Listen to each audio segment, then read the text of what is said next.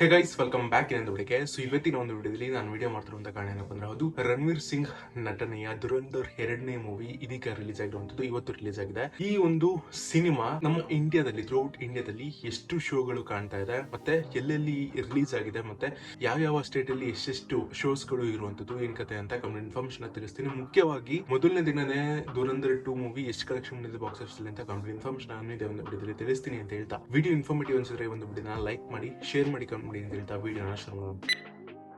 Aditya Dal direction ಅಲ್ಲಿ ಮೂಡಿ ಬಂದಿರುವಂತಹ Dhurandhar 2 cinema ಇದೀಗ ರಿಲೀಸ್ ಆಗಿರುವಂತದ್ದು. ಇದಕ್ಕಿಂತ ಮುಂಚೆ ದುರಂಧರ್ 1 ಸಿನಿಮಾ ರಿಲೀಸ್ ಆಗಿತ್ತು. ಅದು ಅತ್ಯುತ್ತಮವಾಗಿ ಕಲೆಕ್ಷನ್ ಪಡೆದಿರುವಂತದ್ದು. ಅಂದ್ರೆ 1000 ಕೋಟಿಗಿನ್ನ ಅಧಿಕ ಕಲೆಕ್ಷನ್ ದುರಂಧರ್ 1 ಗೆ ಸಿಕ್ಕಿರುವಂತದ್ದು. ಬಟ್ ಇದೀಗ ಈ ಒಂದು ಸಿನಿಮಾ ಅದೇ ಕಂಟಿನ್ಯೂಟಿಯಲ್ಲಿ ಇವತ್ತು ರಿಲೀಸ್ ಆಗಿದೆ. ರಿವೆಂಜ್ ನ ರೀತಿಯಲ್ಲಿ ಒಂದು ಸಿನಿಮಾ ಇದೀಗ ಪಾರ್ಟ್ 2 ಬಿಡುಗಡೆ ಆಗಿದೆ. ನಮ್ಮ ಇಂಡಿಯಾದಲ್ಲಿ ಹಿಂದಿಗಳಲ್ಲಿ ಶೋಗಳು ಇರುವಂತದ್ದು. ಅಂದ್ರೆ 8068 ಶೋಸ್ ಗಳು ಹಿಂದಿಯಲ್ಲಿ ಬಿಟ್ಟಿದ್ರೆ, ನಮ್ಮ ಕನ್ನಡದಲ್ಲಿ 400 ಶೋಗಳು ಇರುವಂತದ್ದು.